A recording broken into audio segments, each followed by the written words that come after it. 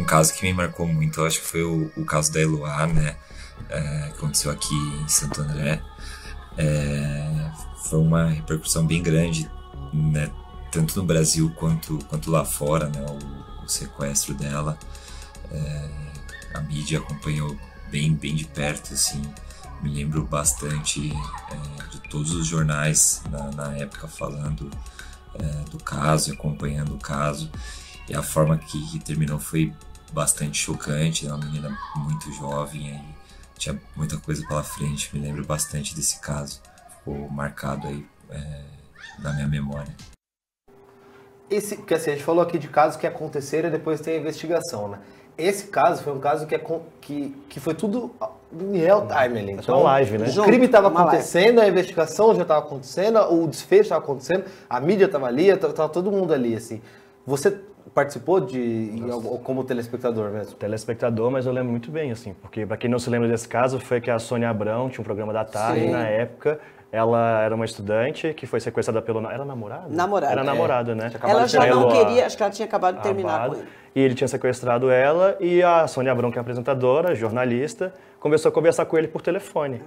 Então, como se fosse uma mediadora, né? Como é que chama? Um negociador. Um negociador. E, de fato, ali se perdeu o rumo, mas ali é absurdo. Não, ali foi uma... Absurdo. Né? Não é papel do jornalista fazer Não é papel do jornalista, e a polícia também errou um pouco ali, né? Um pouco não, muito. Bastante. Bastante, gente. Não, ali foi uma sucessão de erros. A mídia, o interesse da mídia né, como esse se efetivou ali, foi péssimo, péssimo. Dar voz para o indivíduo que está ali com tudo, né, indicando que ele ia matar essa menina, entendeu? Dar voz para ele, interferiu. A polícia, que eu não entendi até hoje por que fizeram isso, mandaram lá para dentro a menina que era amiga da vítima para negociar. Gente, desculpa, não tem, isso é inconcebível. Naquela época e hoje, não se faz isso. Você não pode colocar, porque ela é leiga. Ela pode ser amicíssima da menina, não é assim. O máximo é ela pegar um megafone e falar assim, olha, fulano, eu estou aqui. De longe, você não pode, contanto que sobrou para ela. Ela levou um tiro no rosto. Gente, ela podia estar morta também, aquela menina. Eu entrevistei já o Diógenes Luca uma vez, que era diretor da Rota, se não me engano, e ele falou sobre vários casos ali, ele era negociador também, sobre vários casos que ele estava errado. Então, vai desde, tipo, a comida que mandaram, que você não colocou um sonífero ali, você colocar o cara num patamar que ele manda e desmanda, você volta a menina. Põe a camiseta e fica lá. O cara é extremamente narcisista, antissocial. O negócio é ele queria aparecer. Ele. Ainda põe a camisa lá do meu time, que eu torço, que é o São Paulo. E você, Daniel, nesse caso, assim, eu lembro que foi o quê?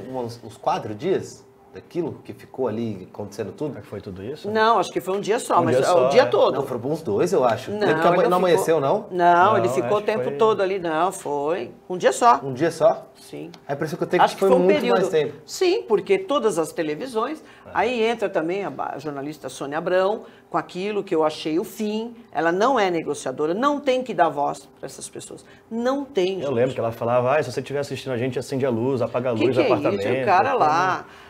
Gente, você está dando tudo o que ele queria. Recebeu a informação aqui que o caso durou 100 horas aproximadamente. 100 horas? Caramba. Porque eu lembro de ter essa coisa de dormir, de acordar e que aí até aquela expectativa... Ainda estava... Assim, na minha lembrança, a coisa aconteceu... Eu não me lembro de ter ficado uma semana com aquele cara aparecendo, não foi isso. Só se a imprensa chegou exatamente no momento final. E aí eu não me lembro. Ele libertou a Nayara no dia 14 à noite e a Sônia Abrão chegou a entrevistar ele no dia 15, já no dia seguinte, antes dela voltar. Porque teve aquilo, ela saiu, foi pra casa, de casa, depois a polícia pegou ela pra depois ela voltar ali. A menina que foi negociar. Foi que ano isso? 2008? Foi 2000 e... Quanto isso? Rapaz, eu tava nem no eu tava no fundamental ainda, até 2008. Tava entrando na faculdade. Sim, é mesmo, acho que da Isabela até aconteceu também em 2008. Foi, Mas aquilo foi o fim, né? Aquilo assim, é tudo que você não deve fazer. Tanto a polícia quanto a mídia ali. Um absurdo isso demorar. Uma negociação dessa. Imagina isso com o Instagram, com o Twitter, com... Então, ali não era tão que na época não tinha ainda Instagram, não. No máximo, acho que tinha Facebook. Daniel, você como jornalista, assim, esse caso foi um caso, assim, um divisor, um marco, assim, do tempo para quem faz jornalismo, de exemplo do que não pode acontecer, assim, isso, você acha que ele foi importante, né, pelo menos nesse sentido, de mostrar o que qual é o papel que a mídia não deve exercer? Sim, eu me lembro bastante que a gente tinha muita roda de discussão na faculdade, Europa pela Data, sobre isso. Qual o papel do jornalista, do comunicador, nesse momento de uma investigação? Do que deve ser levado ao ar? O que contribui e o que atrapalha? A que preço você pode submeter uma informação que compromete a vida de uma pessoa ou de outras pessoas, né? Então, e fora esse tem o caso da escola base, né? Que é o mais famoso, absurdo, isso. que esse é o marco. Esse é o Comecei marco. a ver essa série, inclusive, tá passando no Canal Brasil, tá no Globoplay agora. Esse é um Esse grande é o marco que os donos de uma escola infantil eram acusados de abusar das crianças. E a imprensa comprou essa história e no final mostrou-se que não, que eles eram inocentes. Então, é fake news, né? O que é fake news? É isso. É um trabalho errado de apuração, sabe? De você colocar ao ar aquilo que não deve, sem apurar corretamente com as pessoas corretas, de bancar a informação que realmente, olha, tem essa informação, é isso, por mais que seja uma fonte que não queira se revelar. Então, e saber quem está te passando a informação, qual é o intuito? Exato. Qual o objetivo dela em me passar essa informação que é tão sensível?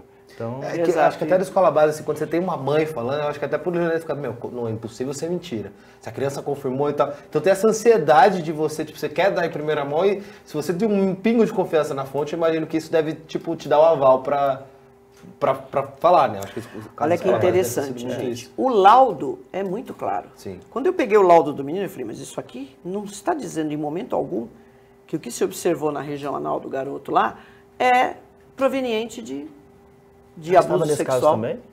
Eu já era perita.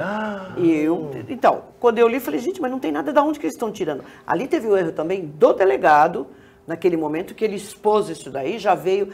Gente, por isso que leigo não pode ler laudo pericial. Para nós está claro ali, aquilo precisa ter um entendimento. Às vezes nem o delegado entende, nem o Ministério Público entende o laudo, nem o juiz entende o laudo. Porque por mais que a gente use uma linguagem que possibilite isso, mas a gente tem que ficar no técnico. E ali era claro, em nenhum momento, porque um ferimento naquela região pode ser na hora que você defeca, evacua. Se você fica ali com aquela região suja, uma criança, você vai observar uma lesão ali que não é. Você observa, sim, mas não é característica de abuso. A lesão de um abuso sexual, ela é muito precisa.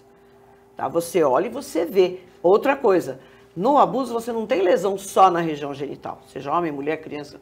Você tem outras lesões que indicam, claro, porque você tem que conter, a pessoa você deixa marcas, principalmente uma criança, que você pega um pouco. Então tem outros ferimentos característicos de abuso sexual, então não é só na região genital. Aquilo foi um absurdo, né? Quando a coisa ficou assim, eu falei, gente, eu tenho que ver esse laudo. Não teve momento nenhum. Constatou-se ali algumas lesões, mas não se relacionou. Aí você pega também uma mãe surtada, junta tudo, né?